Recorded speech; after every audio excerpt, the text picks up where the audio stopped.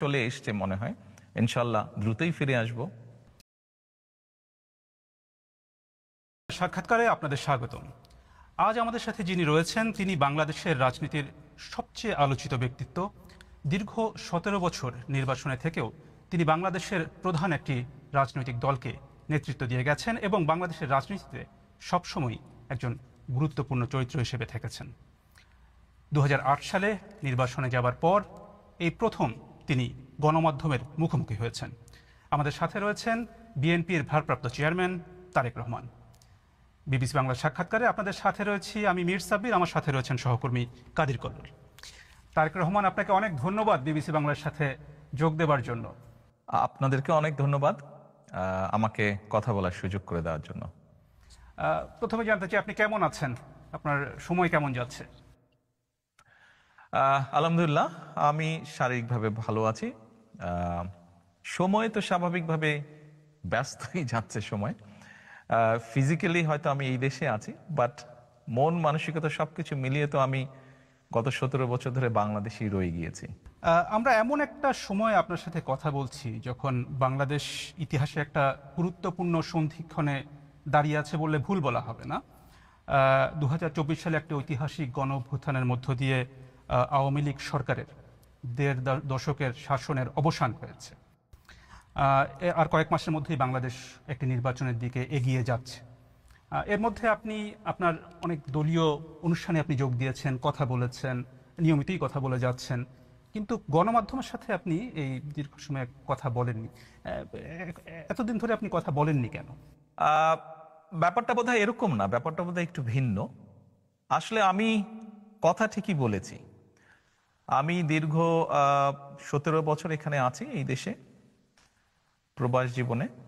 তবে আমার উপরে যখন দলের দায়িত্ব এসে পড়েছে তারপর থেকে আমি গ্রামে গঞ্জে আমার নেতাকর্মী সহ তাদের সাথে বিভিন্ন পর্যায়ে সাধারণ মানুষ যখন যেভাবে অংশগ্রহণ করেছে আমি সকলের সাথে কথা বলেছি। আপনারা নিশ্চয়ই জানেন, বিগত স্বৈরাচার সরকারের সময় কোর্ট থেকে রীতিমতন একটা আদেশ দিয়ে আমার কথা বলার অধিকারকে বন্ধ করে দেওয়া হয়েছিল। আমি যদি গণমাধ্যমে কিছু বলতে চাইতাম, হয়তো গণমাধ্যমের ইচ্ছা ছিল ছাপানোর, গণমাধ্যম সেটি ছাপাতে পারত না। আমি একবার প্রেস ক্লাবে কথা বলেছিলাম, তখন পরের দিন দেখলাম যে প্রেস ক্লাবে তখনকার যেই প্রেস ক্লাবের যারা সদস্য ছিলেন বা কমিটি ছিল তারা তাদের মিটিং ডেকে একটি সভা করে তারা সিদ্ধান্ত নেয় যে তারা তখন আমাকে আইনের দৃষ্টিতে ফেরারি বলা হয়েছিল, যে সেরকম কোনো ব্যক্তিকে তারা প্রেস ক্লাবে কথা বলতে দিবে না। এভাবে তারা চেষ্টা করেছিল আমার কথা বন্ধ করে রাখতে। আমি কথা বলেছি সামাজিক মাধ্যম সহ বিভিন্ন পন্থায় আমি পৌঁছানোর চেষ্টা করেছি, আমি ইনশাল্লাহ পৌঁছিয়েছি মানুষের কাছে। কাজে গণমাধ্যমে যে কথা বলিনি তা না, আমি কথা বলেছি, হয়তো আপনারা তখন কথা নিতে পারেননি অথবা শুনতে পারেননি, ইচ্ছা থাকলেও ছাপাতে পারেননি, হয়তো প্রচার করতে পারেননি, কিন্তু আমি বলেছি, আমি থেমে থাকিনি। আমি অবশ্য সাক্ষাৎকারের কথা বলছিলাম, যে প্রশ্নোত্তরের বিষয়টি, মানে বিশেষ করে গত 1 বছরে বাংলাদেশে গণ অভ্যুত্থানের 1 বছর পেরিয়ে গেছে যেমনটা বলছিলাম, এবং অনেকের ধারণা ছিল আওয়ামী লীগ সরকারের পতনের পর আপনি দেশে এসে সশরীরে দলের নেতৃত্ব দেবেন। এবং গত 1 বছরে যে প্রশ্নটা বারবার ঘুরে ফিরে এসেছে এবং এখনো আসছে, যে আপনি এখনো দেশে ফেরেননি কেন? কেন আপনি এখনো দেশে ফেরেননি? কিছু সঙ্গত কারণে হয়তো ফিরাটা হয়ে ওঠেনি এখনো, তবে সময় তো চলে এসছে মনে হয়। ইনশাল্লাহ দ্রুতই ফিরে আসব। সেটা কবে আমরা কি জানতে পারি? দ্রুতই, মনে হয় দ্রুতই ইনশাল্লাহ। নির্বাচনের আগে কি তাহলে আপনি দেশে আসবেন এমন সম্ভাবনা তাহলে বলা যায়?